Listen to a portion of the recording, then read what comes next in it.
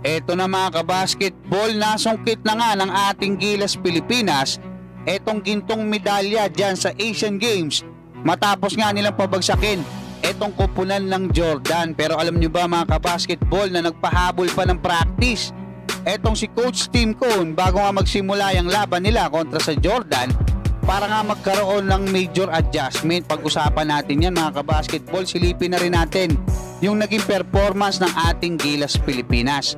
Pero bago yan, hihingi lang ako ng isang like bilang pagsuporta. Dito nga sa naging balita ng The Manila Times mga kabasketball, bago magsimula itong game nila kontra nga dito sa Jordan, ay sinabi ni Coach Tim Cone na kailangan nila mag-focus sa lock-in together, no, na magkakasama. Kasi nga, inakala niya na yung laro nila kontra sa Iran ay okay na. Ganun din doon kontra sa China. Pero ang totoo mga kabasketball, alam naman natin na kumbaga yung panalo natin to, kumbaga pilit lang no? Parang sabi nga nila, hirap na hirap etong ating Gilas Pilipinas. Kaya nga sabi niya rito, kailangan daw nilang gumawa ng something special kontra nga dito sa Jordan. At alam nyo ba mga kabasketball, binanggit niya na nung una raw ay ayaw niya sanang magkaroon na sila ng practice, i-cancel na para nga ma-conserve nila, no? Makapagpahinga sila kasi sunod-sunod yung laro nila mga kabasketball eh.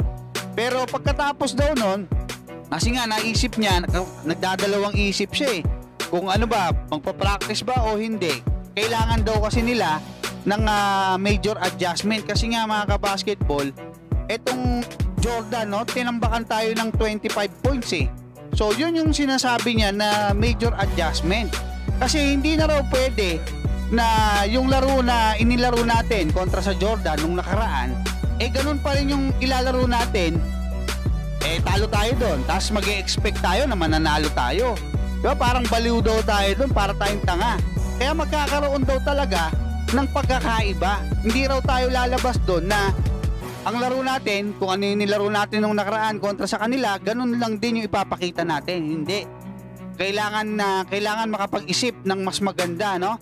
Kasi palagay netong si Coach Tim Cone na tama talaga, no? Mas maganda na yung laro nila ngayon kumpara doon sa mga naging laro nila nung una, nung nakalaban nga nila yung Jordan. So parang sinasabi niya rito na kumbaga nakukuha na nila yung chemistry ng laro.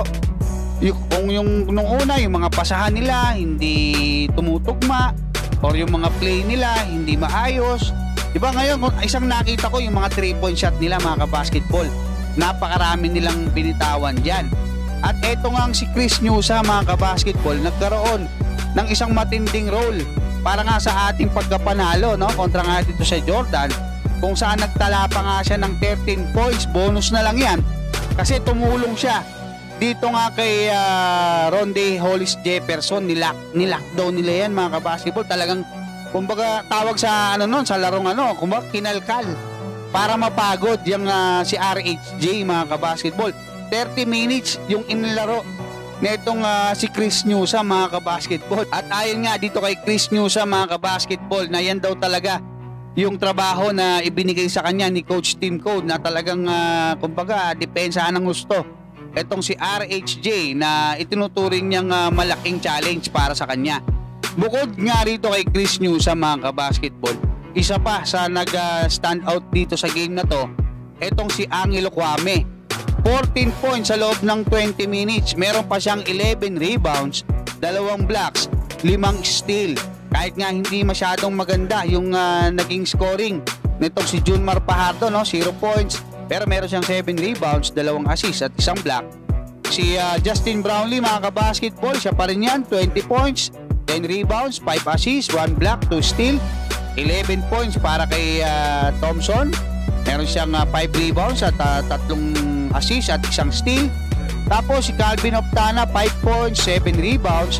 Tapos yun mga kabasketball, may mga players din tayo na hindi nakapaglaro, pero credit sa kanilang lahat kahit yung mga hindi nakapaglaro. Gaya nga ng sinasabi ko, kasama silang nagwagi, di ba? Sila yung mga nagsakripisyo para nga maipanalo natin, makuha natin itong ginto. Siyempre credit, no, kay Ramon S. Ang, di ba? Kay Boss RSA, kay Al Francis Chua, di ba? Sa mga coaching staff na nandiyan. sa kanilang lahat mga kabasketball, especially dito nga sa San Miguel, sa pag-take over nila. Napakaganda ng naging resulta. Hanggang dyan mga kabasketball, maraming salamat at God bless sa inyong lahat.